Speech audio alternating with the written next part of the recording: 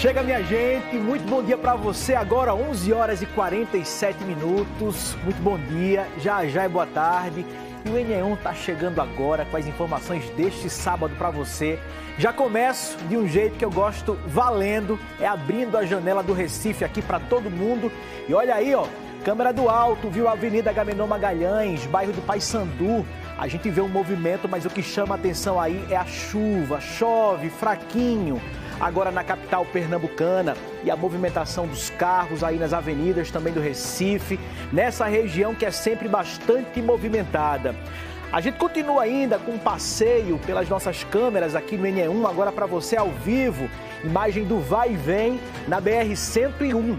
Câmera instalada em frente ao Hospital das Clínicas e também ao prédio da Sudene, câmera aí no bairro da Cidade Universitária, e aí a gente consegue ver a 101 nos dois sentidos. Tráfego que segue para o litoral norte e tráfego também que segue para o litoral sul, intenso, muitos carros nos dois sentidos, mas não há sinais de lentidão agora para você.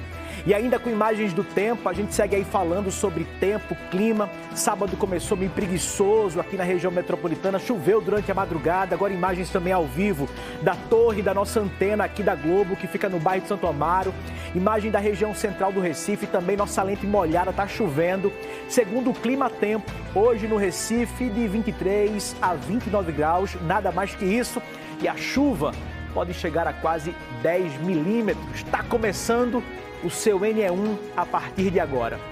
E aí, minha gente, por falar em clima, meio ambiente, olha só que notícia importante chegou pra gente lá de Fernando de Noronha. Uma ave rara voltou a se reproduzir lá no arquipélago, isso depois de 4 anos. Eu te convido agora a pegar o celular, apontar a câmera do seu celular para o QR Code que está aparecendo aí na tela. Não tira a foto, não. A partir do momento que você aponta, ele te leva para um link que vai chegar na notícia do G1. Mas eu vou te contar alguns detalhes agora. O nome dessa ave rara que a gente está mostrando aí nessa reportagem é atobá mascarado. De acordo com os especialistas, é um animal que mergulha com facilidade, costuma fazer ninhos em buracos, em locais abertos, mas também enfrenta muita dificuldade em local que tem muita gente, né? Muita agonia de gente para lá e para cá. E também enfrenta problemas com predadores, como ratos, tejus. Nos últimos anos, os cientistas do Instituto Chico Mendes de Conservação da Biodiversidade, que atua lá em Noronha, vinham registrando aí uma ausência de ninhos da espécie nas árvores e que se reproduzem lá na ilha. Aí por isso é que eles estão comemorando tanto esse registro de nascimento desse filhote que fica na área do Forte de São Joaquim, lá no Sueste. O ICMBio fez um ordenamento nas trilhas para proteger os ninhos e a gente fica muito feliz quando a natureza dá sinais de recuperação do equilíbrio. O G1 também tem fotos dessa ave para você conhecer. Vai lá, aponta a câmera do seu celular que você vai ver direitinho. Bora seguir, minha gente. Agora 11 horas e 50 minutos. Hoje de manhã, motoristas filmaram um caminhão pegando fogo na BR-101. Isso aconteceu no trecho da estrada de Passarinho, no Recife, sentido paulista. As chamas e a fumaça chamaram a atenção de quem passava pelo local. O Corpo de Bombeiros foi acionado logo cedo para essa ocorrência e conseguiu controlar o fogo sem registrar nenhuma vítima, felizmente. Eles também precisaram limpar a pista porque tinha óleo espalhado, o que podia causar acidentes. Para isso, tiveram também o apoio da Polícia Militar. E ontem à noite foi movimentado também no bairro de Caetés Velho, em Abreu e Lima, na região metropolitana. Nós temos uma imagem, dá só uma olhada para você aí. A Polícia Rodoviária Federal perseguia um motorista quando o carro roubado, né, com esse homem, ele saiu arrastando a moto por 500 metros. A história começou na BR-101. Uma equipe de fiscalização da PRF viu o carro, né, transportando um reboque na faixa exclusiva de ônibus. Aí os policiais deram ordem de parada, mas o motorista nem quis saber, acelerou o veículo. Na fuga, ele entrou na área urbana de Caetés Velho e realizou manobras perigosas pelas ruas da cidade até atingir uma moto, uma esquina. Você viu aí nas imagens que o motociclista conseguiu pular da moto, foi muito rápido também, antes dele seguir sendo arrastado também pelo carro, né? Ninguém se feriu não, viu? Mais à frente, o carro parou e as pessoas que estavam dentro do veículo fugiram pulando os muros das casas ao redor. Os policiais chegaram a fazer buscas, mas não encontraram ninguém. Ao consultar a placa, a PRF descobriu que o carro foi roubado na última terça-feira aqui no Recife. O veículo foi levado ao pátio do Departamento de Repressão aos Crimes Patrimoniais, o DEPATRE, que fica no bairro de Afogados, para ser devolvido ao dono o mais rápido possível. Gente, um seminário que acontece aqui no Recife hoje reúne políticos e representantes da sociedade civil para discutir a infraestrutura e investimentos importantes no país todinho. O repórter Gustavo Ferreira chega ao NE1 Agora ao vivo, traz informações desse encontro. Oi, Gustavo, é com você. Boa tarde, bem-vindo. Oi, Juliano, muito boa tarde para você, boa tarde a todos. Eu falo ao vivo aqui do Recife Expo Center, no bairro de São José, no Cais de Santa Rita, onde desde as 10 horas da manhã acontece este seminário que é promovido pela organização Esfera Brasil. Essa organização ela propõe diálogos entre gestores públicos, instituições, o setor empresarial e também os governos para o desenvolvimento do país. Neste momento, quem está ali no palco é João Campos, prefeito do Recife. Ele está falando sobre desafios locais, para soluções nacionais, ao lado de Antônio Lavareda, que é escritor e cientista político, e também dos deputados federais pernambucanos Augusto Coutinho e Mendonça Filho. Mais cedo, Raquel Lira, governadora, também esteve presente, falou ali no painel, ao lado da governadora do Rio Grande do Norte, Fátima Bezerra. E quem abriu esse seminário foi o painel com 3 ministros. Silvio Costa Filho, dos Portos e Aeroportos, Jader Filho, das Cidades e também o ministro da Controladoria Geral da União, Vinícius de Carvalho. Todos eles falam sobre desafios da infraestrutura em cada uma das suas áreas, em cada uma das suas pastas. Exemplos: investimentos na imobilidade. O ministro Jader Filho falou sobre investimentos na CBTU, aqui no Grande Recife. Também investimentos em aeroportos. O ministro Silvio Costa Filho, dos Portos e Aeroportos, anunciou investimentos e também o edital para a construção do aeroporto de Caruaru. E todos eles também estão falando, Juliano, e para você que está nos acompanhando, sobre um tema que é muito importante, que é um tema político muito importante, mas que também mexe com a economia, que são os efeitos do tarifaço do presidente Donald Trump, que começou a valer sobre o Brasil 50% de tarifas agora no último dia 6. Todos eles falaram sobre os impactos e também sobre as soluções que estão sendo buscadas em parceria com o governo federal, com os estados e também com os municípios para diminuir os prejuízos para os empreendedores e também para todo mundo que está nessa cadeia produtiva, inclusive os consumidores, já que os preços podem subir. A programação deve seguir até daqui a pouquinho, meio-dia e meia, começou com um pouco de atraso. Nós conversamos com todos os ministros presentes, também com a governadora Raquel Lira, o prefeito João Campos está ali no painel, daqui a pouco a gente vai conversar com ele também, para que eles tragam um panorama do Recife e também aqui de Pernambuco. E aí, claro, além da presença deles, tem vários empresários aqui, representantes do setor produtivo, que estão discutindo caminhos para a infraestrutura. A gente sabe que são obras grandes, obras longas e obras caras.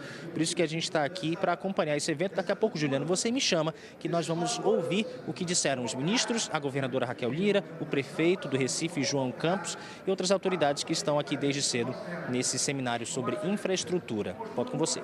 Valeu, Gustavo. Combinado. Já já a gente se fala de novo. Gustavo Ferreira ao vivo na região do Cais de Santa Rita, no Recife, cobrindo aí, acompanhando esse encontro tão importante para o país todinho. Tem uma novidade agora para quem faz compras pela internet. Começou a funcionar no Recife um novo sistema de transporte de encomendas feitas em sites estrangeiros. Isso é para agilizar as entregas. As compras feitas em sites estrangeiros por clientes do Norte e do Nordeste agora chegam direto ao Aeroporto Internacional do Recife. O primeiro lote, com mais de 3.700 encomendas, desembarcou ontem, dando início ao novo sistema de distribuição. A Receita Federal, que autorizou a empresa responsável pela operação, explicou que a medida vai encurtar o tempo entre compra e entrega dos produtos. Guarulhos, Viracopos e Curitiba está muito concentrado, então tem muita carga. Então isso acaba atrasando essa operação. Então as empresas decidiram migrar para cá, para Recife. Aqui virou um hub para remessas expressas. Então os consumidores vão receber mais rápido as suas compras. Aqui elas seguem ou para o interior de todos os estados ou para as capitais, então vai ser um fluxo constante. A expectativa é que cheguem diariamente ao Recife mais de 10.000 pacotes. Olha, e um encontro de startups, aquelas empresas que geralmente começam pequenininhas e surgem de um projeto inovador, reuniu aqui no Recife muita gente interessada em tecnologia, com ideias que podem virar negócios de sucesso. Eu acompanhei o evento, Dá só uma olhadinha na conversa da gente. Proteger a saúde mental é um dos maiores desafios enfrentados atualmente. O aplicativo criado por Patrícia e Lucas pode ajudar a cuidar da saúde mental do trabalhador. As pessoas fazem os testes e por meio de uma API, que é no caso como se fosse uma chave e uma fechadura, nós pegamos os dados e trazemos para o nosso aplicativo de forma didática, que a pessoa aprenda quais são as suas forças de caráter. Para eles, a cabeça equilibrada reduz o número de afastamentos e os casos de ansiedade e de depressão. A plataforma é baseada na psicologia positiva. De forma estruturada e personalizada, você consegue identificar através do nosso aplicativo InovaC, onde você mapeia as suas qualidades humanas e você vai aprender a usar de forma ótima, leve e fácil. A Mangue Beat é uma vitrine de projetos e negócios criativos que lotou o Cais do Sertão no bairro do Recife com palestras e uma exposição de empresas jovens e modernas. É uma startup hoje, por exemplo, uma pessoa que está querendo empreender, que nem tem uma empresa ainda, mas pensa em abrir, se conectar com uma outra empresa que já tem sucesso, que já passou por outros caminhos, já errou e agora consegue ensinar a quem quer começar, ou quem está começando, não cometa esse erro. Então, é o grande ganho do evento, é criar conexões com o ecossistema do Porto Digital, mas assim, com o Brasil inteiro. Das 16 mil startups abertas no Brasil neste primeiro semestre, 1.200 têm um DNA pernambucano. E boa parte das iniciativas nasceu ou se conecta ao Porto Digital, que abriga cerca de 475 empresas, todas geradoras de empregos e inovação. Onde tem projeto sendo apresentado, pode apostar que tem investidor de antena ligada, de olho. Acredite, viu? Onde tem criatividade, certamente também tem oportunidade. Nada mal esse equipamento que estimula a concentração e que pode ser adaptado na área da saúde. É um aparelho desenvolvido pelos nossos estudantes, onde ele capta as ondas cerebrais e quanto mais concentrada a pessoa tiver, mais rápido as lâmpadas vão se acender. Como é que isso funciona na vida prática? Pensa num braço biônico, mecânico. A pessoa vai ter que se concentrar para realizar um movimento fixo, um movimento rápido e preciso. É basicamente a mesma lógica. A ideia desse grupo aqui nasceu na universidade. Eles queriam aumentar a produtividade de um viveiro de tilápias com peixes maiores. Só os machos têm essa característica. Conseguiram. A masculinização de tilápias já é feito corriqueiramente no mundo inteiro. Só que hoje em dia, quando a gente vai falar no nível Brasil, a forma como ela é feita acaba gerando muita contaminação para o ambiente, mas principalmente ao produtor rural, que precisa manipular esse hormônio todos os dias, a testosterona. Nós criamos uma alternativa diferente, mais prática e mais segura. Então a gente desenvolveu uma nanoemulsão que encapsula a testosterona e com isso a gente consegue reduzir dosagem, melhora a aplicabilidade e protege a saúde do produtor rural. Cerca de 20 investidores pernambucanos e de outros estados circularam por aqui. Existem faixas de investimentos, né? Desde uma faixa de investimento em early stage, no investimento anjo, que vai subindo para seed, e tem várias faixas, né? A gente se posiciona, nós, numa faixa de investimento anjo a investimento seed, mais ou menos. São faixas que vão de captação normalmente de 500 mil a 2, 3 milhões de reais. Geralmente, as startups se destacam porque resolvem problemas específicos. Camila é diretora de uma que presta serviços para empresas da construção civil. Ela e os parceiros se especializaram no processo de certificação de desenvolvimento sustentável. Se a gente estiver falando de uma construtora que precisa colocar um empreendimento numa área de risco, então a Viverde ajuda essa empresa a mapear todo o risco do território, analisar a comunidade, também ajuda a fazer a compensação daquele território, tanto ambiental como social. No caso das irmãs Mirela e Milena, a paixão por viajar virou o trabalho das duas. Elas criaram um aplicativo de viagens inteligente, prático e funcional. No roteiro você consegue planejar sua viagem, seja fazendo checklist de viagem, você consegue ver viagens, ver acomodações, ver a ônibus, caso seja próximo, por exemplo, se eu sou de Recife, então só vou conseguir ônibus, sei lá, para até João Pessoa. Além disso, eu consigo compartilhar meu roteiro, ver roteiros de outras pessoas e a gente já está disponível aí em mais de 30 países. Enfim, o roteiro resolve tudo isso. A tecnologia de vocês é boa mesmo, pernambucana é boa mesmo. É Rocheda, pode acreditar. Eita, é bom demais, né? Ideias borbulhando.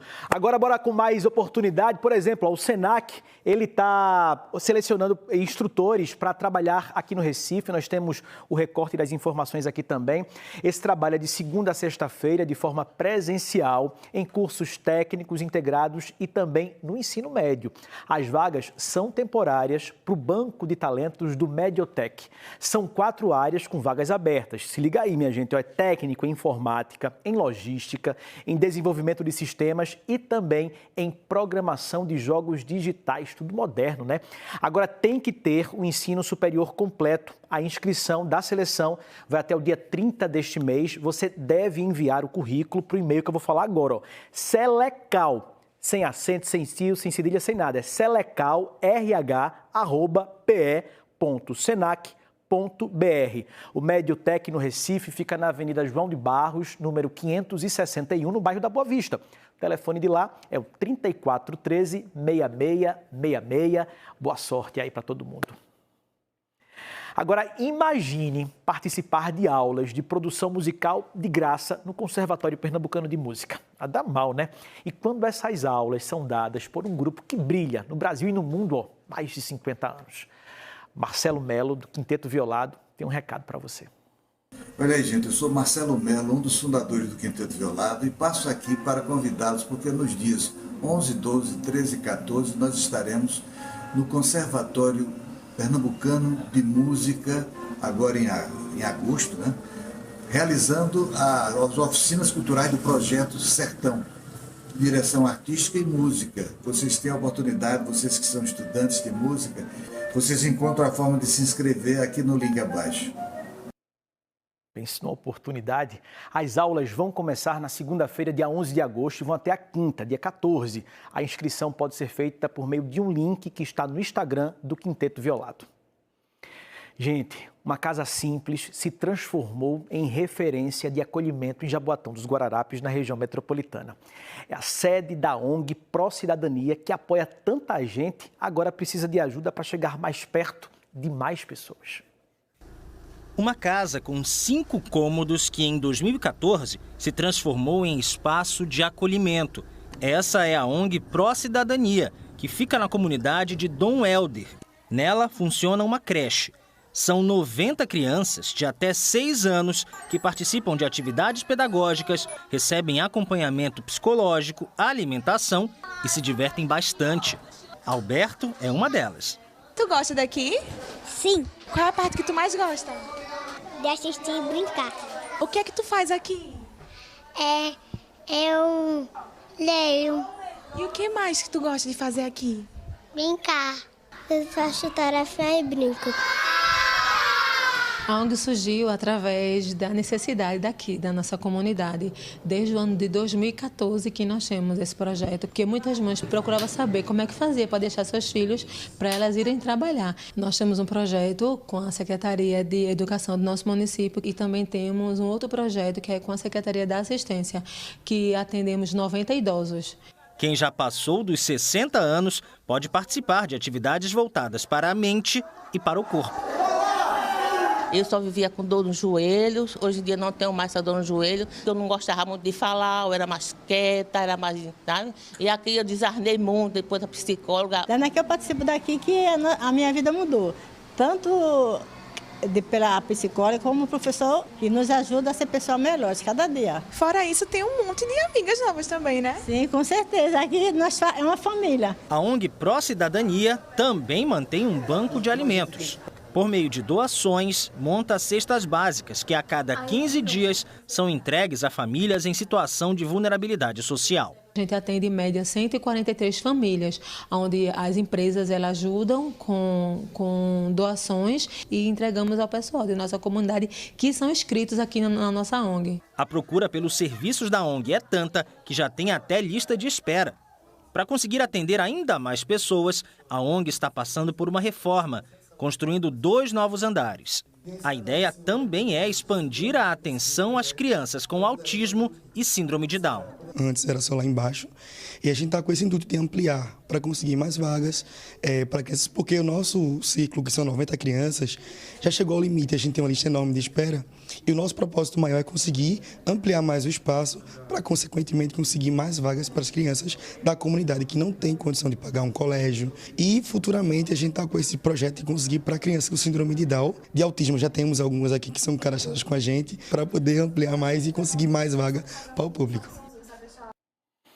O telefone para contato da ONG Pró Cidadania é o 99763-6911, 99763-6911. Você viu aí na reportagem que, entre tantas ações, a doação de comida é muito forte entre os voluntários, né? Hoje, o Descomplica Aí vai explicar tintim por tintim sobre esse assunto que, infelizmente, está na vida do brasileiro, a fome. A boa notícia é que, recentemente, saiu uma informação, né, que o Brasil está longe de novo, saiu pela segunda vez desse mapa da fome. Mas isso aí significa o quê na prática da vida da gente? Bianca Carvalho chega agora para explicar no Descomplica Aí.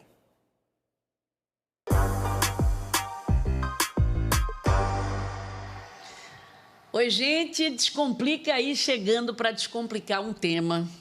Vocês sabem que a gente sempre traz aquele tema que está na boca das pessoas, que muita gente pensa que entende e que não entende. E que, às vezes, até quem tem certeza que está entendendo precisa saber de mais alguma coisa, precisa descomplicar, e a gente está aqui para isso. Tenho certeza que vocês têm ouvido falar em mapa da fome, falando que o Brasil, graças a Deus, saiu do mapa da fome. O que quer dizer mapa da fome? Não estamos falando de GPS, tá, gente? Esse mapa não é aquele que te ajuda a sair de um lugar e chegar no outro. É um outro mapa, é um mapa social muito significativo, que fala da nossa qualidade de vida, que fala da nossa sobrevivência. E, para conversar sobre isso, a gente chamou o Felipe Medeiros. Felipe, a formação dele é em ciência da informação, só que ele é especialista, ele é pesquisador nisso, em indicadores sociais, de pobreza, de fome. Então, quando a gente fala dessa palavra, primeiro, seja muito bem-vindo. Obrigado, que bom que você Bianca. aceitou esse convite de descomplicar com a gente. Vamos embora. Esse é um tema urgente que a gente precisa descomplicar na cabeça das pessoas. E que todo mundo precisa entender. Quem tem fome e quem não tem fome. A gente fala mapa da fome. Quem criou esse mapa da fome? Então, a ONU, que é a Organização das Nações Unidas, tem um setor dedicado a acompanhar a evolução de um objetivo mundial, que é acabar com a fome. Esse setor é chamado FAO, que é a Organização das Nações Unidas para a Alimentação e Agricultura, e ela monitora o estado da alimentação no mundo. Então, uma estratégia utilizada para entender como cada país está avançando nesse objetivo de acabar com a fome foi o mapa da fome, que mede o risco de subnutrição da população e permite que a gente consiga comparar a situação do Brasil com a Argentina, com a Espanha, com a China. Enfim, ele é um indicador internacional que ajuda a ONU a medir esse estado de subnutrição no mundo. A gente vai colocar um mapa agora, porque eu acho que vendo, a gente... Aqui, ó. Esse mapa tem exatamente a fonte que você falou. Agricultura e Alimentação da ONU, a Organização das Nações Unidas para a Agricultura e Alimentação. Explique esse mapa para a gente. O que é que está de branco? Branco é porque está comendo pouco, branco é porque está comendo muito, o rosinha, o vermelho. Quem está do quê, por quê? Explica para a gente, Felipe. Quanto mais clara for a cor do país, menor o percentual da população que está em risco de subnutrição. Então, a gente tem ali a Europa toda branquinha, porque ela está com baixo percentual de risco de subnutrição, com exceção de Portugal. A gente tem a América do Norte clarinha, o Brasil é o país mais claro da América do Sul, e a gente tem uma grande concentração de países mais escuros ali na África Central africano e no Oriente Médio, que concentram um maior risco de subnutrição. Então, a gente tem ali o Afeganistão, por exemplo, bem vermelhinho, República do Congo e Sudão, na África, bem vermelhinho, porque chegam a ultrapassar 50% das pessoas em risco de subnutrição. Um país não fica todo branquinho, ou seja, com baixíssimo risco de subnutrição, com um percentual pequeníssimo ou quase inexistente de população em risco, e o outro muito vermelho. Isso não é da noite para o dia, isso é uma construção. E pensando nisso, até que, veja, se a gente olha o cenário da América do Sul, o Brasil está bem. Está bem, e a América do Sul também. Se a gente observa nos últimos anos o percentual de redução dos países da América Latina, de maneira geral, a gente tem reduzido expressivamente. Agora, a gente ainda está muito longe do que a gente sonha, que é a fome zero. A gente reduziu, a gente está abaixo da linha de corte da FAO, que é 2,5%, mas a gente precisa chegar a zero. Agora me conte, 2,5%. Explique o que é 2,5%. Por que 2,5%? E como é que a FAO, a ONU, como é que se calcula isso? Não é um indicador fácil de calcular. O que é que a ONU faz? Ela vai calcular o risco que uma pessoa tem de não ingerir as calorias necessárias para se manter viva. Então, ela vai medir disponibilidade de alimentos, capacidade de renda de uma pessoa a esses alimentos e as políticas do país que garantem o acesso à alimentação. Ela faz uma conta e estima quantos % das pessoas daquele país correm risco de não ter a energia necessária por meio dos alimentos. Se está menor do que 2,5%, esse país sai do mapa da fome. Se está a partir de 2,5% subindo, esse país está no mapa da fome. Exatamente. E estar abaixo de 2,5% não significa que a fome acabou. Significa que ela chegou em níveis tão baixos que as ferramentas que a ONU tem para medir a fome não são mais capazes de capturar. É um motivo de comemoração chegar nesse nível tão baixo que as ferramentas de uma organização internacional extremamente estruturada para fazer isso não consegue mais medir, mas não significa que a fome acabou e a gente tem um desafio grande pela frente ainda. Não, sem dúvida. Quando a gente pensa no Brasil, e eu tenho certeza, não se preocupe não, gente, que eu também estou pensando a mesma coisa que vocês pensaram aí. Espera aí, mais de 2,5% da população tem dificuldade para comer. Mais de 2,5% da população não se sente segura se vai ter alimento amanhã. Ou se vai ter as 3 refeições. Se a gente colocar isso no jogo das 3 refeições, aí é que a insegurança aumenta, amigo. Isso, porque a fome trata de algo muito mais extremo. O que a FAO mede é a incapacidade de ter acesso à energia necessária para se viver. Então, a gente está falando de fome crônica, extrema, de realmente olhar para os 4 cantos da casa e não ter o que comer. E aí, esse número realmente é um percentual menor. Mas se a gente considera, por exemplo, os pais que sacrificam a sua alimentação para poder garantir que o filho coma bem, esse número cresce muito mais. Pessoas que precisam pular uma refeição para garantir que vai ter o almoço, por exemplo. Eu não tomo café para poder ter o dinheiro de comprar a carne. Isso também é uma forma de fome, de insegurança alimentar. Carne, esse aí é que o pessoal deve estar dizendo assim, esse que não compra mesmo. É o primeiro alimento, inclusive, que é retirado quando a coisa aperta. A gente tem aquelas famílias, por exemplo, que até o dia 20 conseguem se alimentar bem. Mas quando o mês vai acabando, o dinheiro vai acabando e a qualidade da refeição diminui. Então, a gente tem um problema que parece ser simples, porque quando a gente pensa em fome, como é que resolve? Comida. Muita gente acha que resolver a fome é pedir comida no aplicativo, aquela coceirinha na barriga passa e está tudo certo. Não, a gente não sente... A gente que está aqui conversando, a gente está falando de um problema que a gente não tem ideia de como é que ele é. A gente tenta se aproximar desse conceito, mas a gente não consegue saber realmente o que é fome. E a contradição é porque o Brasil é um grande produtor de alimentos, o Brasil exporta alimentos, no entanto, a gente tem muita gente passando fome, apesar de termos saído do mapa da fome. E aí uma coisa que você trouxe que é muito importante é a gente entender que isso não é um problema natural. A gente não tem fome porque a gente tem seca no Nordeste, por exemplo. A gente tem fome porque existe um conjunto de fatores que influenciam o acesso à alimentação. Fatores sociais, econômicos, culturais. Na hora que a renda cai, a fome aumenta. E aí, se a gente vive no Brasil um aumento dos empregos formais, um aumento dos programas sociais de transferência de renda, é natural que a gente tenha um movimento de redução da fome. Mas a gente não pode colocar a culpa da fome na natureza. Óbvio que existem situações, como a enchente no Rio Grande do Sul, que afetou a disponibilidade de arroz, por exemplo, no Brasil. Mas isso é um problema muito mais complexo que não se resolve com o aplicativo. Se se resolvesse, a gente pedia. De maneira geral, nunca a culpa é da natureza. A gente sempre tem muita participação nisso. O que é que a gente fez para que as pessoas também entrassem mais nessa discussão? A gente fez um apanhado de algumas reportagens que saíram para mostrar isso aí. Vamos ver juntos. Fome é um sentimento de dor, né? Tristeza, de impotência. Ainda mais quem tem filhos, né? Como eu tenho filhas pequenas, A fome é muito ruim, muito triste. A ONU anunciou hoje que depois de 3 anos, o Brasil voltou a sair do mapa mundial da fome. O Brasil tinha saído do mapa da fome em 2014, voltou em 2021 e agora está, mais uma vez, conseguindo avançar. A ONU também divulgou dados que mostram que a insegurança alimentar grave ou moderada atinge 13,5% da população brasileira.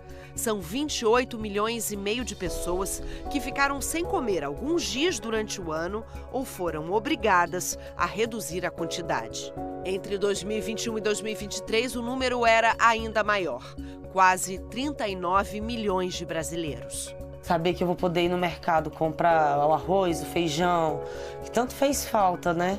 Hoje não, hoje eu já posso ter certeza que eu vou poder dar algo bom para as minhas filhas comerem, né? Incrível isso, né? A gente conseguir, veja o conceito. Aí a gente reduziu. Se a gente pensa em milhões de pessoas, a gente está falando em quantos milhões de pessoas? Se a gente baixou de 2,5%. Ou seja, de novo, se a gente saiu desse mapa da fome. Baixando para menos de 2,5%, a FAO estima que hoje no Brasil, 5,5 milhões de pessoas estão em risco de subnutrição. Certo. É muita gente. Queria que você explicasse para a gente uma outra coisa. Na verdade, eu vou pedir já para você emendar essa explicação de subnutrição. Está dando meio que um nó na minha cabeça. Veja, nomes que a gente escuta sempre e não sabe direito diferenciar. Subnutrição, fome, insegurança alimentar. É outro nome que a gente escuta muito. Insegurança alimentar. O que é insegurança alimentar? Insegurança alimentar é não ter a garantia do acesso regular à alimentação adequada e suficiente para atender suas necessidades. Então, aí a gente tem um espectro maior de situações. A gente não está falando só de quem está nas situações mais graves. A gente está falando desde a fome extrema até essa pessoa que pula uma refeição para garantir que vai ter a próxima. Certo. Insegurança alimentar, então, seria o conjunto maior, digamos Isso. assim. Aí, dentro da insegurança alimentar, vem a subnutrição ou vem a fome? Na verdade, todas estão ali no bolo. O que a gente tem é, no Brasil, a gente usa os conceitos de insegurança alimentar leve, moderada e grave. Certo. Na insegurança alimentar grave, é que a gente tem quase como que sinônimos a fome e a subnutrição. A subnutrição, na verdade, é um sinônimo de fome, mas com um teor mais calórico. Ela se preocupa mais com ingestão de calorias. Enquanto que a insegurança alimentar grave compreende um conjunto de fatores maiores. Não é só alimentação, energia de qualquer lugar. Porque eu posso, por exemplo, buscar energia para me manter só comendo arroz com salsicha. Uhum. E isso não é o ideal. Biscoito. Biscoito pode fazer com que a criança, naquele momento, fique sem fome. Inclusive, mas não é o alimento... Açúcar. É rico em açúcar. Mas ela continua na insegurança alimentar, Isso. embora, naquele momento, tenha matado a fome. A subnutrição não considera a má nutrição. Entendo. Que é comer, encher o bucho, certo. mas comer mal.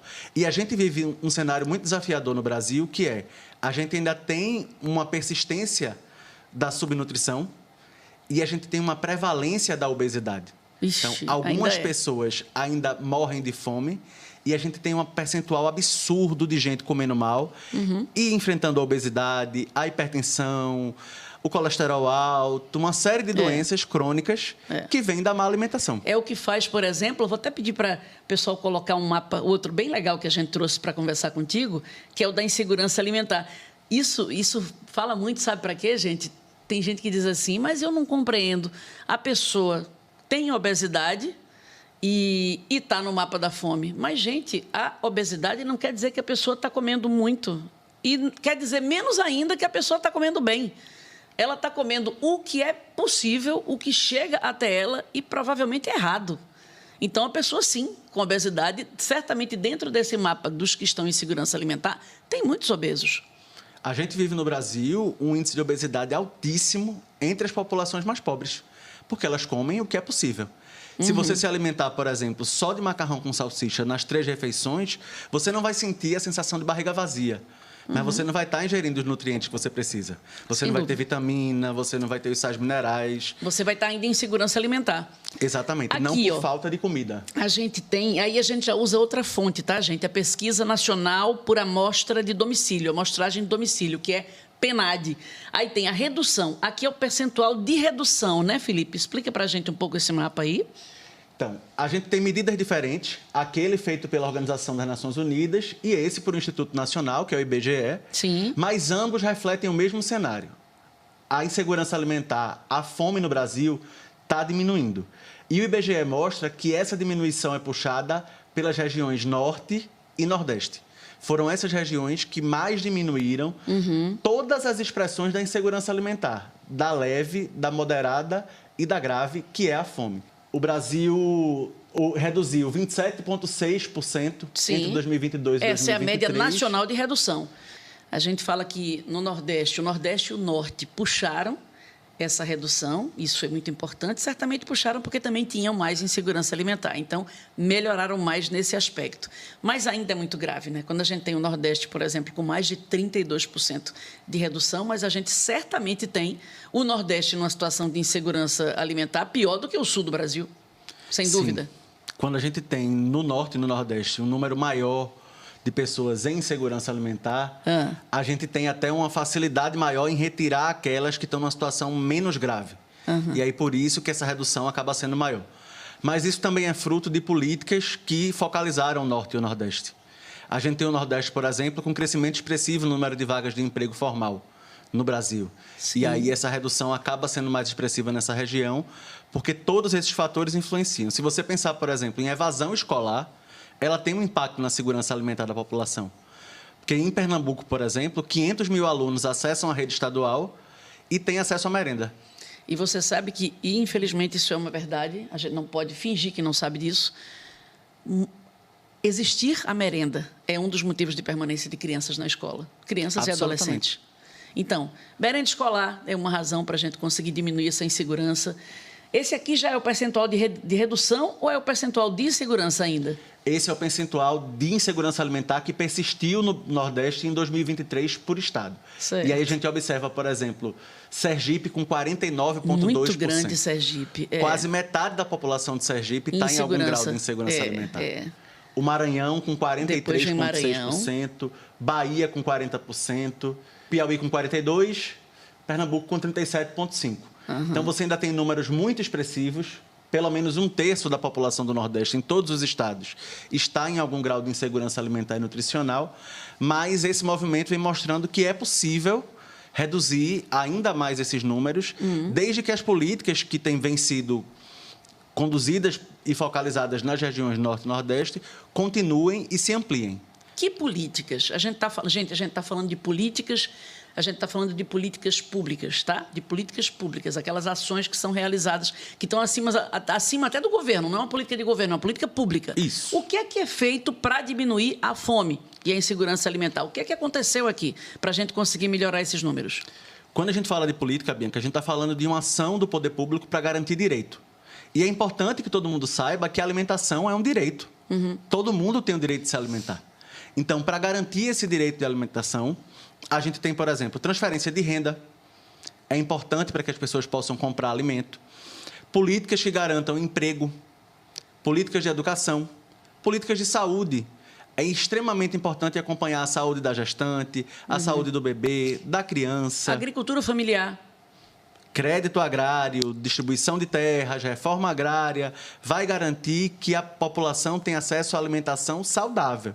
Certo. É mais do que encher o bucho, como a gente vinha dizendo. Sem dúvida, sem dúvida. É ter acesso a comida de qualidade. Agora, puxando para nós, para cada um de nós, o que é que a gente pode fazer?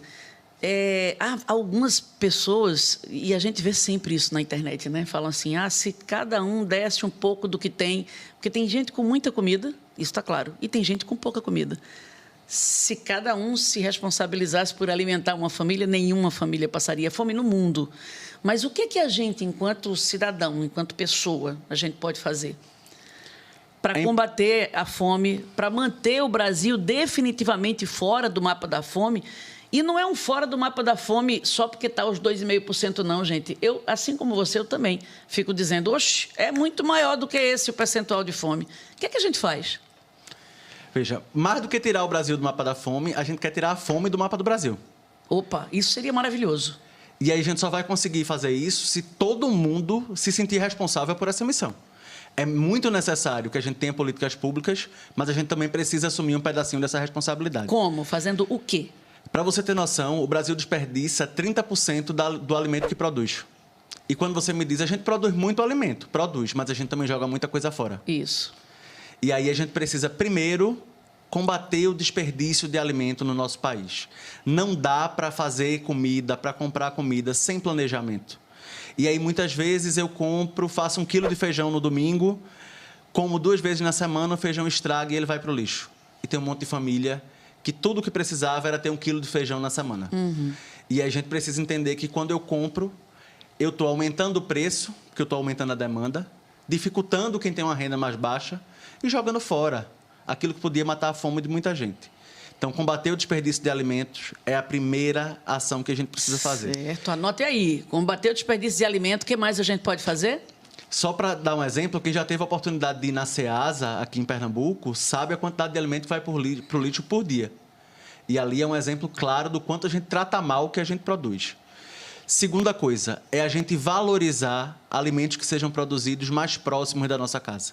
É o que a gente chama de cadeias produtivas curtas. A gente come, por exemplo, o arroz que vem do Rio Grande do Sul. E ele fica mais caro porque ele demora mais para chegar aqui, gasta combustível. Transporte, claro. E aí, quando a gente compra alimentos que são produzidos mais próximos da nossa casa, a gente reduz as cadeias produtivas e a gente tem um sistema alimentar mais sustentável, que garante que o agricultor familiar vai ter demanda, porque tem gente que planta arroz por aqui. Pernambuco, por exemplo, não produz batata inglesa, mas a Paraíba produz. Entendo. E aí a gente pode ir buscando essas alternativas, fortalecer a economia local, fortalecer a agricultura familiar, para garantir que toda essa cadeia de produção de alimento, porque, para surpresa de muita gente, o pé de alface não nasce na gôndola do supermercado, ela nasce na terra e demora um bocado para chegar até a gôndola. E aí a gente precisa pensar nesse sistema todo. E a gente já vai levando esse papo para o final. Já te agradeço por ter trazido tanta informação importante e relevante para a gente entender o que é fome, o que é insegurança alimentar, o que é subnutrição crônica e como a gente pode contribuir com o fim disso, que não é só cobrar do governo, cada um tem que fazer a parte. Eu vi, quando você estava mexendo, que você tem uma tatuagem. Essa tatuagem é de quê, Felipe? Um prato e um prato cheio. Um prato cheio? Garfo, faca e comida no prato. A gente não pode descansar enquanto tiver um brasileiro ou uma brasileira que vai dormir sem saber se vai ter o que comer no outro dia. E a gente tem que assumir a missão de tirar a fome do nosso mapa. Tirar a fome do nosso mapa, gente, porque não tem o menor sentido a gente ter uma produção de agricultura tão exuberante e ter gente passando fome. Não tem felicidade, não existe solidariedade. O Brasil é um país lindo, mas ele vai ser bonito de verdade, bonito para todo mundo, quando ninguém mais tiver fome e todo mundo tiver isso aqui, ó. Como diria Caetano Veloso, gente é para brilhar, gente não é para morrer brilhar, de fome. Não para morrer de fome. E não tem justiça social sem comida na mesa. É isso. Descomplicou para você? Deu para entender? Se você quiser ouvir de novo, assistir de novo a esse programa, vai lá no g1.com, que é o nosso portal de notícias, que você vai ficar entendendo melhor essa história toda, descomplicando mais ainda na tua cabeça e também se conscientizando, sensibilizando. A gente também quis aqui, né, Felipe, sensibilizar cada pessoa, para cada um se sentir também com o papel de atuar para tirar a fome do mapa do Brasil. Querido, muito obrigada. Muito obrigado e vamos junto. Vamos junto, descomplica aí. Beijo, até a próxima.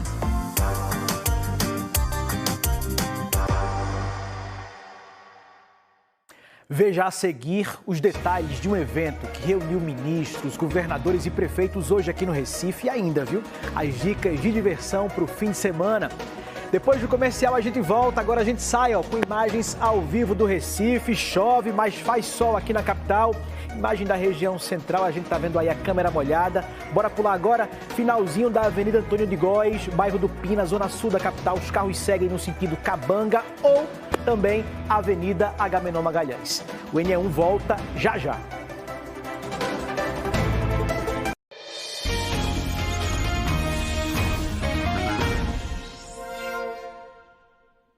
E a gente volta a falar sobre um encontro aqui no Recife que discute soluções para infraestrutura no Brasil com alternativas de investimentos. É um seminário que acontece aqui na capital, tem a participação de ministros, governadores, prefeitos e também representantes da sociedade civil. Gustavo Ferreira já está de volta, ele acompanha esse evento e tem as informações para a gente. Gustavo, com você, meu amigo. Obrigado, Gil. Estamos de volta, falando ao vivo aqui do Recife Expo Center, no bairro de São José, aqui no Cais de Santa Rita. O seminário está se encaminhando para o fim, agora 12h e 34 minutos. Daqui a pouquinho a programação encerra. Essa programação, né, que durante toda a manhã trouxe debates importantes sobre infraestrutura, uma área que exige investimentos de médio e longo prazo, investimentos muito grandes e também com investimento muito caros, investimentos muito altos. Como você disse, Juliano, ministros participaram desse evento. 3 deles estão aqui, falaram com a nossa equipe, também participaram do primeiro painel do dia. Jader Filho, ministro das Cidades, Silvio Costa Filho, que é ministro dos Portos e Aeroportos, e também Vinícius de Carvalho, que é ministro da CGU, Controladoria Geral da União. Jader Filho e Silvio Costa Filho falaram sobre os investimentos específicos das suas pastas para a infraestrutura aqui em Pernambuco. Falaram inclusive sobre mudanças na CBTU, investimentos também em outras áreas de logística, mobilidade, também em aeroportos. E o ministro da CGU falou também sobre o programa de combate à corrupção e também sobre a gestão pública desses investimentos na área de infraestrutura, investimentos sempre muito altos. Vamos ver o que disse cada um dos ministros agora há pouco à nossa equipe. Dentro do PAC nós temos mais de 136 milhões de reais para que nós possamos fazer as obras de reparos mais emergenciais, mas nós precisamos tratar a questão do metrô, do Recife, de uma maneira um pouco mais profunda sobre o processo de a gente melhorar a qualidade do transporte público aqui na região metropolitana do Recife. Para isso nós estamos discutindo o processo de concessão, onde o governo federal vai entrar com mais de 3 bilhões de reais de investimento para que nós possamos fazer as mudanças todas necessárias, para que a gente possa prestar um serviço de qualidade, como aconteceram em outras cidades, como por exemplo é o caso de Belo Horizonte, Salvador, Fortaleza. Em relação a Pernambuco, nós estamos com a agenda de investimentos da ordem de mais de 700 milhões de reais. No ano de 2024 foi entregue a segunda etapa do aeroporto do Recife, 450 milhões de investimentos. Entregamos no ano passado o aeroporto de Petrolina, mais 70 milhões de investimentos. Estamos fazendo o aeroporto de Garanhuns. E hoje o governo do estado, depois de muito trabalho conjunto ao lado do governo do presidente Lula, anunciamos o edital de licitação do aeroporto de Caruaru.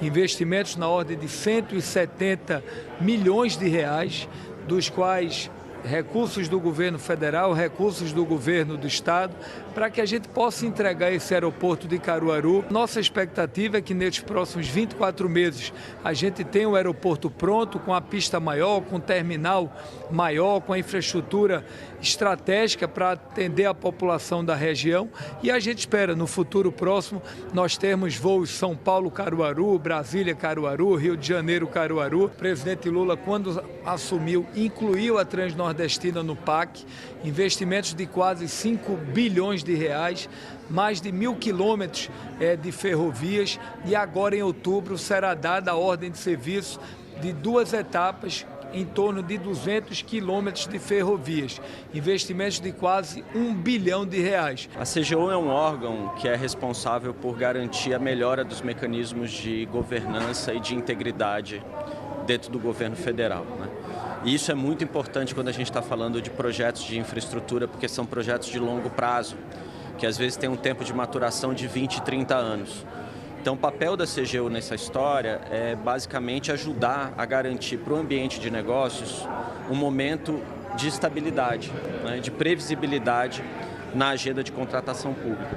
Então, todas as nossas auditorias, todas as nossas agendas, por exemplo, relacionadas à transparência e também ao enfrentamento à corrupção, elas são desenhadas para garantir que isso aconteça e para viabilizar que uma agenda de investimento público e privado no Brasil seja feita de maneira coordenada, de maneira virtuosa para o país e para a sociedade brasileira como um todo.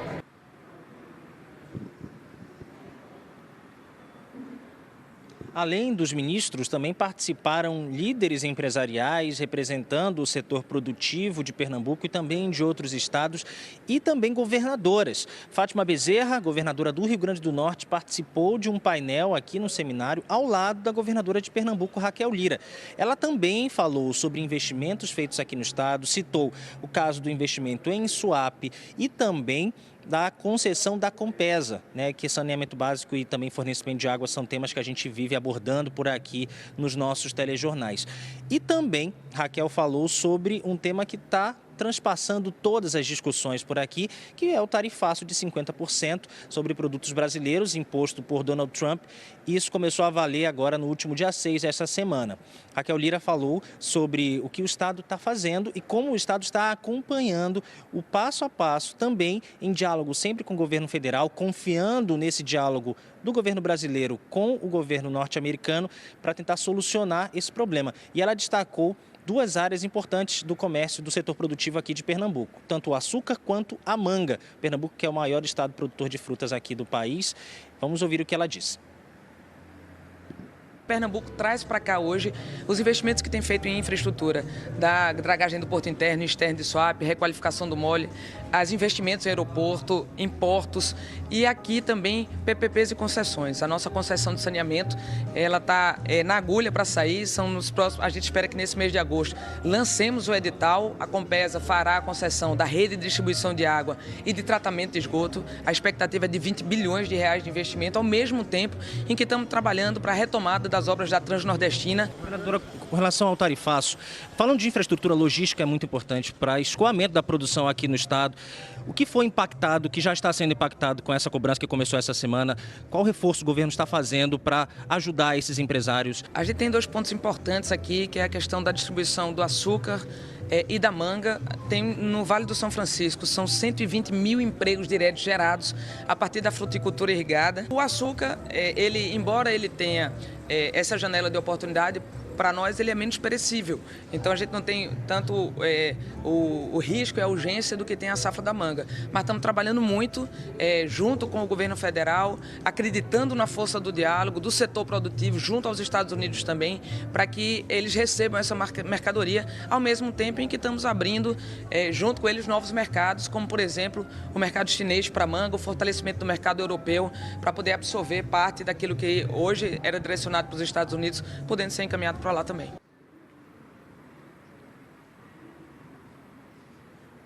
Uma das pautas deste seminário, que está acabando daqui a pouquinho aqui no Recife Expo Center, foi o papel das prefeituras, os desafios locais para solucionar esses entraves nacionais de infraestrutura em todo o país. O prefeito do Recife, João Campos, também participou, ele falou ao lado de deputados federais e também de Antônio Lavareda, que é escritor, cientista político, e ele conversou com a imprensa assim que saiu do palco. João Campos disse, entre outros assuntos, ele comentou a concessão da Compesa e criticou essa falta de diálogo alegada por ele com os municípios. João também falou da importância de obras na Transnordestina e comentou sobre os impactos do tarifaço de Donald Trump aqui no Recife e como a prefeitura vem trabalhando para tentar manter os empregos na cadeia produtiva. Veja só o que disse o prefeito.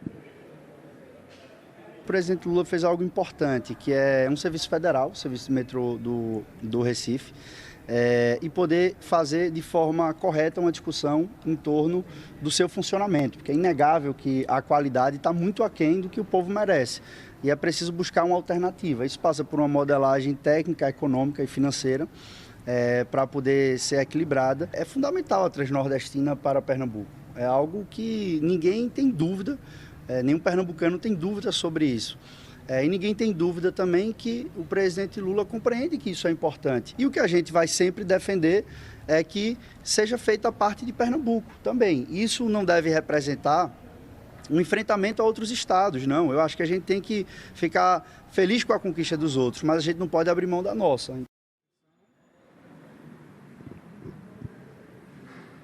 Este seminário foi promovido pela organização Esfera Brasil, que propõe um diálogo entre governos, instituições, membros da sociedade civil e também do setor produtivo para buscar caminhos para o desenvolvimento do Brasil, desenvolvimento cada vez mais sustentável, com geração de renda e geração de empregos. O evento começou por volta das 10 horas da manhã, contou com a presença de ministros, governadoras, também o prefeito do Recife e outras autoridades, entidades que representam tanto o setor produtivo, representantes do setor econômico também e empresários para discutir esses caminhos que possam levar dentro do setor de infraestrutura a um país cada vez mais bem desenvolvido. Juliano, volto com você. Gustavo Ferreira, ao vivo no NE1, sempre muito preciso com as informações, mandando para a gente tudo que está acontecendo aí nesse congresso, nesse encontro tão importante, não só para Pernambuco, mas também para o país todo. Gustavo, bom trabalho, viu? Bom sábado para você. Gente, integrantes do movimento social que ocupam um prédio onde estava funcionando, onde funcionava o Colégio Americano Batista, tradicional, na área central do Recife, receberam a ordem judicial de desocupação voluntária do imóvel. O prazo termina hoje. A decisão é do juiz Luiz Mário Miranda, da primeira vara da Fazenda Pública da capital, que atendeu a um pedido de reintegração de posse do governo do estado. O juiz levou em consideração a alegação do governo de que o prédio fica numa área histórica da cidade e não é apropriado para moradia popular. Mais de 450 famílias ocuparam o terreno nessa segunda-feira. Ontem, elas fizeram um protesto na Rua Dom Bosco, bem em frente ao colégio, para chamar a atenção do povo sobre a necessidade de moradia. Queimaram pneus e bloquearam o trânsito. Essas imagens foram feitas pelo nosso Globocop. O prédio do Colégio Americano Batista foi desapropriado pelo governo do estado em 2023 para se tornar um complexo escolar da rede pública. A Secretaria de Educação de Pernambuco disse que esse projeto está em fase de elaboração. Em seguida, vai começar a etapa preparatória para o processo de licitação.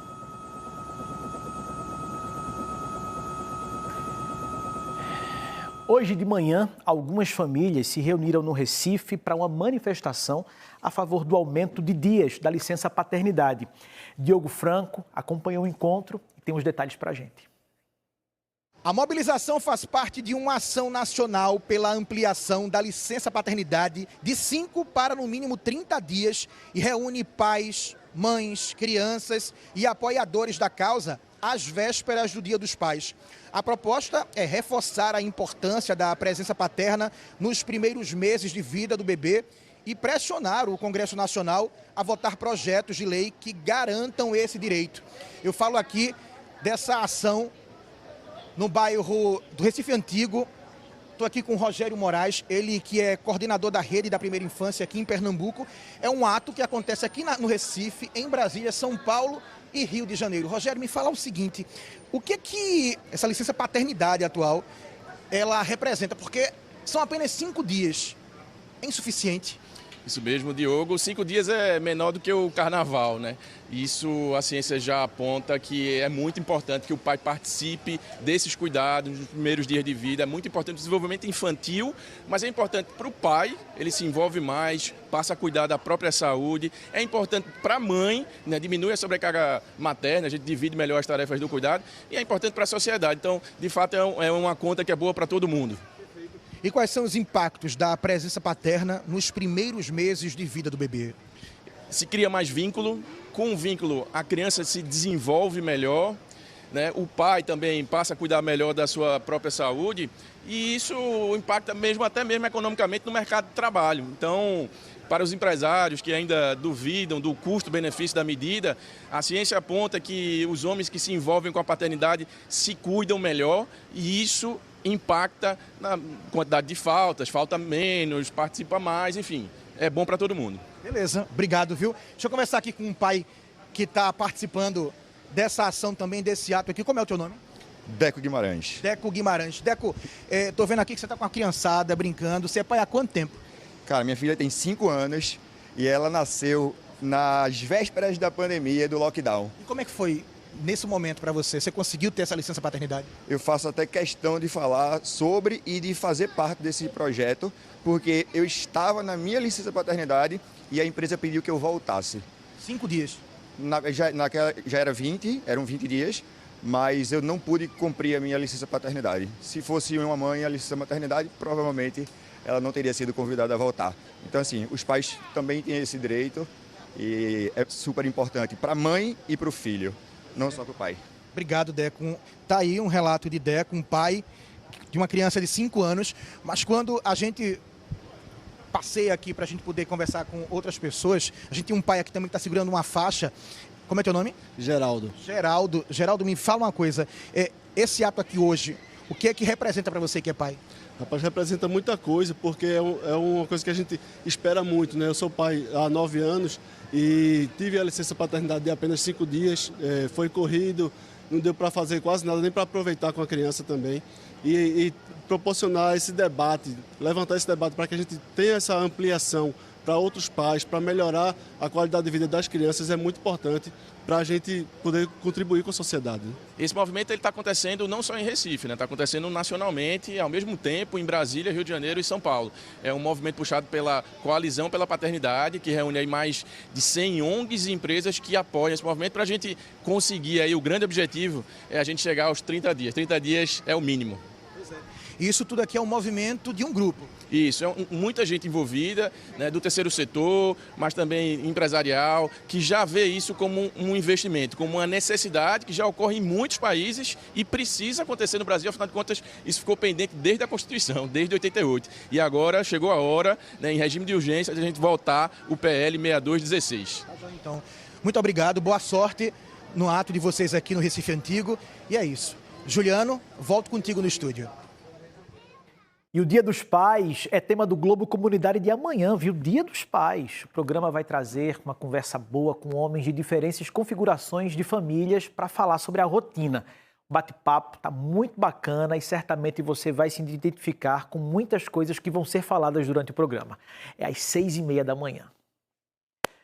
Já, ó, depois do NE1 emendadinho, tem Globo Esporte, hoje com Diogo Marques. Chega, Diogo, tudo bem, meu amigo? Tudo tarde, bem? Tudo gente, certinho? Muito boa tarde para todo mundo. Que fim de semana é esse, hein? Então, hoje mesmo tem uma coisa bem decisiva, um jogo decisivo, importante, né, cara? É um fim de semana cheio de jogos importantes, é um fim de semana muito importante para o futebol pernambucano. Primeiro, na Série A a gente vai falar muito no Globo Esporte sobre o Leão ainda em busca da primeira vitória no Brasileirão. Tem jogo amanhã, fora de casa, contra o Grêmio. E aí você pensa, caramba, tudo para dar errado, né? Jogo fora, sim. Mas tem um motivo para acreditar e a gente vai contar qual é esse motivo no Globo Esporte daqui a pouco. Tem o Náutico querendo manter a boa fase também fora de casa contra o Londrina e hoje tem também Série D do Brasileiro, né? Amanhã tem o Central vai tentar a classificação contra o Lagarto e hoje tem o Santa Cruz contra o Sergipe na Arena que vai estar lotada, 35 mil ingressos vendidos, Lilian Fonseca já está ao vivo por lá, o jogo é só 5 da tarde, mas já tem gente por aí, Lilian?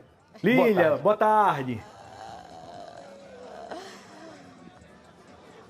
Fala, minha dupla, uma ótima tarde para você, Juliano, para o Diogo, um abração para todo mundo. Ó, jogo é só 5 da tarde, mas já tem tricolor aqui. E olha que a gente chegou cedo, e quando chegou já tinha, ó, um monte de tricolor por aqui. Eu estou na área externa da Arena de Pernambuco, né, que é na área de estacionamento, onde fica a concentração de torcedores, fazendo aquele esquenta, sabe, aquele pré-jogo. Aí eles colocam churrasqueira, aí tem aquela farra toda. Eu vou chegar aqui com o J. Júnior para a gente mostrar só o clima de dos tricolores. Tricolor. Vem cá, amigo. Tá confiante, o Santa Cruz precisa de 2 gols de diferença. Hoje é 3, precisa 2 não. Hoje é 3, a gente mata o jogo. 3-0. Confiança que vai passar, amigão. Confiança hoje tudo vai dar certo, o time tá jogando bem, hoje tudo vai dar certo, a chuva veio para lavar, o azar que tá tendo, vai dar tudo certo hoje. Falando em chuva, é bom o torcedor que tá vindo pra cá trazer a capa de chuva, porque São Pedro não tá querendo facilitar não. Só pra terminar, conseguiu dormir? Não, dormi 3 horas da manhã, acordei de 5, já bebendo o jogo. Ansiedade é essa? Hoje é 3-0 fora o baile. Pronto, é isso aí. Tricolor tá bem otimista por aqui, viu, Diogo, Juliano? Se depender dessa torcida, Santa Cruz vai avançar. Cheiro pra vocês. É ansiedade, a confiança. A gente tem um misto ali, né? Eu vi, menino. 35 mil ingressos vendidos. Segunda-feira a gente tem a coisa pra falar no Bom Dia Pernambuco. Tem sim. Obrigado, Lilian Linda. Daqui a pouco volta no Globo Esporte. Eu vou embora, que daqui a pouco começa o GE, né? Valeu, até já, viu? Bom trabalho. Um abraço. Gente, a gente se encontra já. E agora a gente segue o NE1 com as dicas de diversão pro fim de semana. Tem convite aí, dá uma olhada. Oiê, eu sou a Josiele e eu vim aqui fazer um convite para vocês. Nesse final de semana, no dia 9, no sábado, a gente desembarca com a turnê da Baticu aí na cidade e vocês estão convidados. O line-up está incrível e vocês podem conferir tudo lá no Instagram da Baticu. Se escreve BATEKOO. Vai ter atração de Pernambuco, Bahia, Rio de Janeiro e São Paulo. Eu vou estar mestrando e espero ver vocês por lá. Beijo! Eita, que tem coisa, viu? Olha só.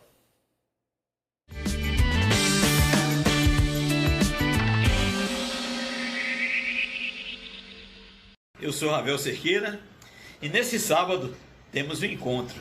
A partir das 3 horas da tarde, no Esquina Grill, onde estarei fazendo uma apresentação para vocês. Será uma tarde maravilhosa, com a participação de muitos artistas do nosso cenário musical. Salve nação do samba, olha eu aqui mais uma vez para fazer um convitaço para você.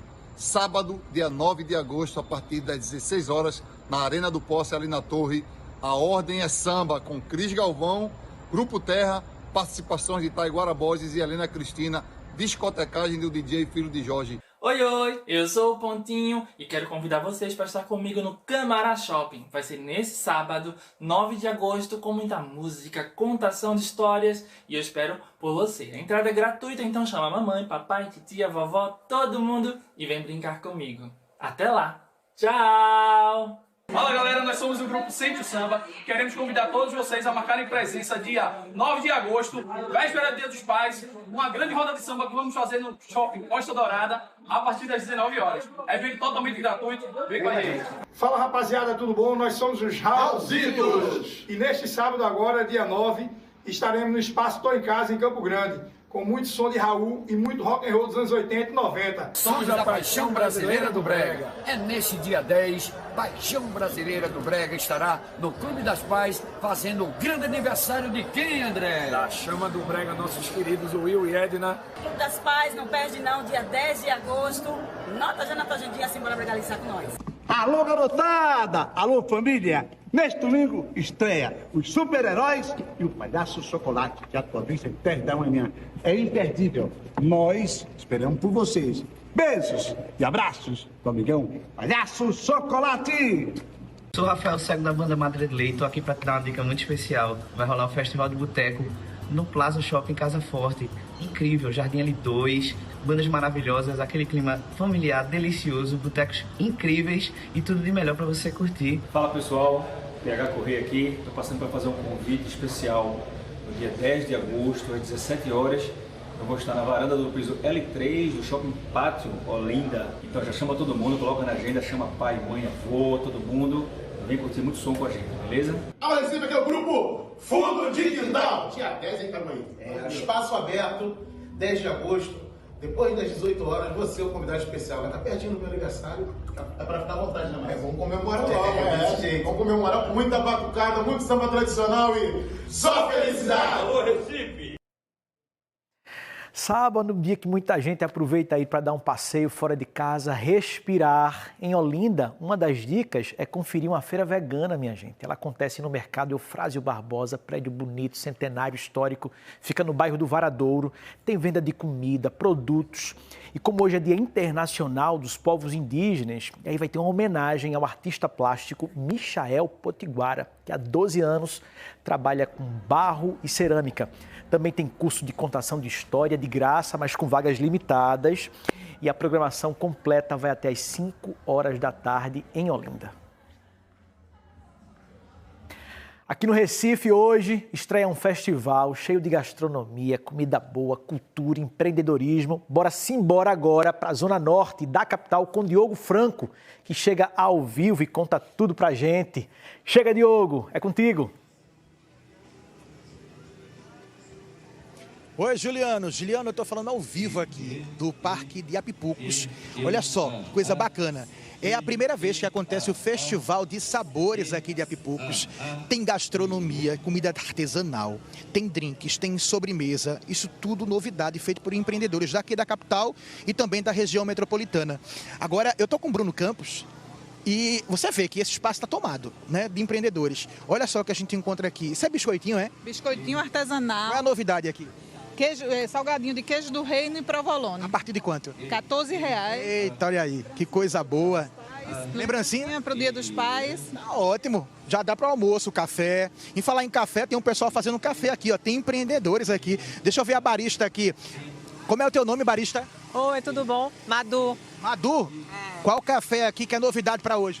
Hoje a gente está fazendo o Oreo, que é o que ele está fazendo agora, o Oreo Latte. A partir de quanto café aqui? A partir de 18. Legal. É boa experiência assim, né? Olha, eu gosto. Muito obrigado. Você aceita? Daqui a pouco eu pego. Um cheiro. E aqui tem esse bolo gigante aqui que tá na moda danada. Qual é a sobremesa aqui hoje, esse bolo? Qual é a novidade? A limão siciliano, flor de amora. Quanto é que tá o pedaço? A partir de R$32. E qual é o peso? 250 a 270 gramas. Dá pra levar bolo à vontade, então. Obrigado, viu? No quiosque 10, aqui no Apipuco. Olha aí, ela já vendeu tudo. Um abraço, boa feira para vocês. Pois é, aqui tem 56 expositores. Eu vou começar agora com Rafa Vasconcelos, ele que é conselheiro da Abrazel.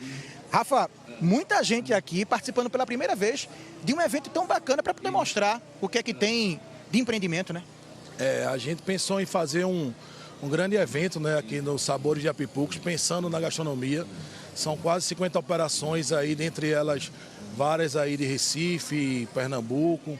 E a gente pensou em fazer essa curadoria junto com a Abrazel para que possa ter um mix bem recheado aí, para que as pessoas possam vir, possam se divertir, possam vir com a família nesse parque aí que está tão lindo, né? Pois é, vamos chegar aqui perto para ver.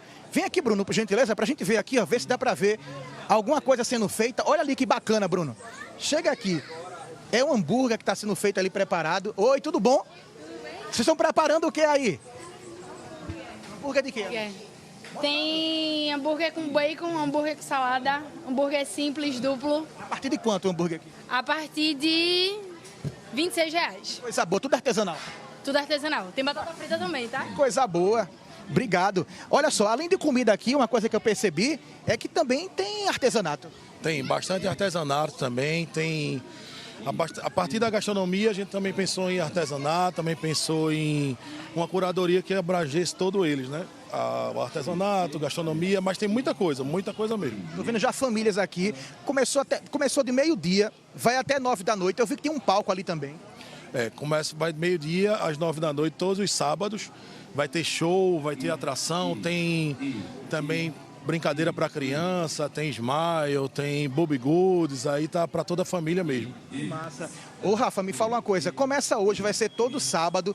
Quem ainda, aquele empreendedor, tô vendo que tem uma mesa ali vazia, né, uma banca. O empreendedor que ele queira participar, tem espaço ainda? Tem espaço ainda. A gente tá com o Instagram, que é o do Parque de Apipucos, que lá tem um link, que nesse link você pode entrar e fazer o seu cadastro para que possa ir fazendo aí a curadoria. Muito obrigado, Rafa, valeu. Tá aí, vai até 9 da noite aqui, Festival de Sabores em Apipucos, no Parque de Apipucos. Juliano Roque, é contigo. Valeu, Diogo, muito obrigado. Minha gente, ó, segunda-feira tem mais NE1 às 11h45. Daqui a pouco tá tudo no Globoplay. Hoje é dobradinha, viu? Te encontro à noite no NE2. Agora, Globo Esporte com Diogo Marques. Boa tarde, bora almoçar, minha gente. Um cheiro.